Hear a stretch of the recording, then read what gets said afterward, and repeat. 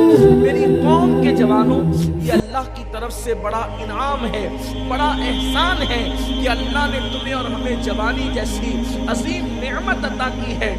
اس نعمت کو استعمال کر کے، صحیح اس کا استعمال کر کے آپ اپنی دنیا بھی بہتر کر سکتے ہو، آپ اپنی آخرت بھی بہتر کر سکتے ہو، آپ اپنی دنیا بھی بنا سکتے ہو، آپ اپنی آخرت بھی بنا سکتے ہو۔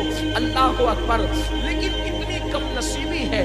ایک طرف تو یہ کہ اللہ پاک فرما رہا ہے کہ ہم تم سے جوانی کے بارے میں پوچھیں گے، اور ہم جوانی ہی کو گناہوں کے راستوں پر وقف کر چکے ہیں، جوانی کو تج چکے ہیں جب گناہوں کے راستے پر۔ اللہ اکبر!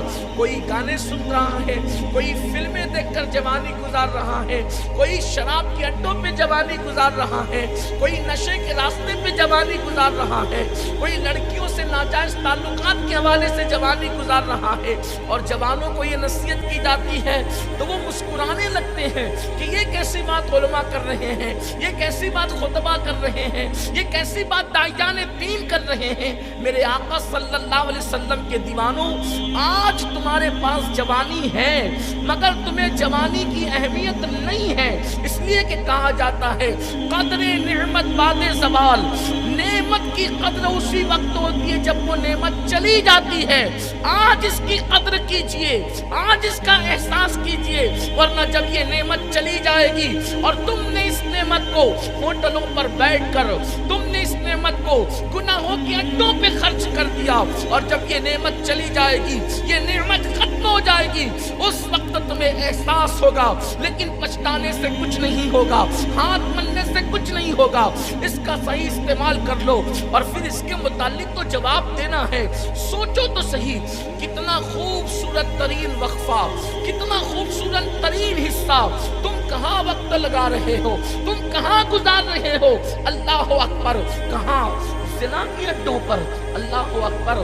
مسلمانوں ذرا سوچو، 16 17 سال کے ہمارے نوجوان لڑکے لڑکیوں سے ناجائز تعلقات پیدا کر کے وہ فلموں کے اندر جو چیز ہوتی ہے اس کو دہرانے کی کوشش کر رہے ہیں، سیریلوں کے اندر جو چیز ہوتی ہے اس کو دہرانے کی کوشش کر رہے ہیں، لیکن ان کو نہیں پتا کہ جوانی کے اندر کیے ہوئے جرائم انسان کے بڑھاپے میں اس کے لیے زہر قاتل ہوتے ہیں، اس کے لیے تباہی اور بربادی کا سبب ہوتے ہیں۔ اور سننا، جہاں گناہ ہے وہاں فنا ہے۔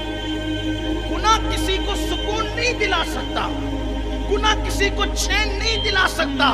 کسی بہت بڑے مفکر نے، بزرگ مفکر نے کہا تھا کہ گناہ میں لذت تو ہے مگر گناہ میں عزت نہیں ہے۔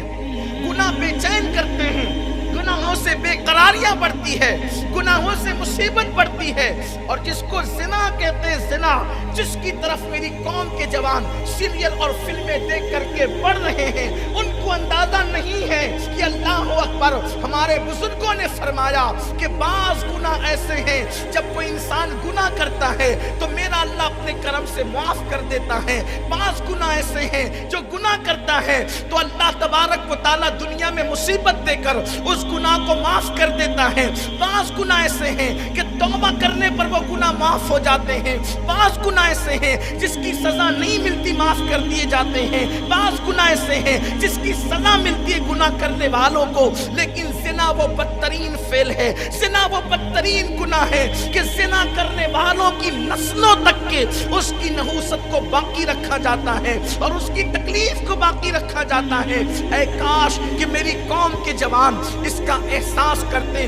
آج زنا کو بھی لوگ برائی نہیں سمجھتے ہیں، اللہ اکبر، بلکہ معاذ اللہ بڑے فخریہ لب و لہجے میں دوستوں کے سامنے اس کا ذکر کیا جاتا ہے، بڑے گھمنڈ کے لہجے میں کہ آج میں یہ کر کے آیا ہوں۔ اللہ اکبر! نوجوان جب سرکل میں بیٹھتے ہیں، اپنے دوستوں کے گروپ میں بیٹھتے ہیں تو اپنے گناہوں کا تذکرہ کرتے ہیں۔ سن لو، اللہ کے رسول صلی اللہ علیہ وآلہ وسلم فرماتے ہیں کہ جو گناہ کر کے ہنسے گا، جو گناہ کر کے قہقہا لگائے گا، اللہ اس کو رلا رلا کر کے جہنم کی کی آگ میں داخل فرمائے گا۔ اس دن کیا ہوگا؟ جس دن کوئی کسی کا پرسان حال نہیں ہوگا۔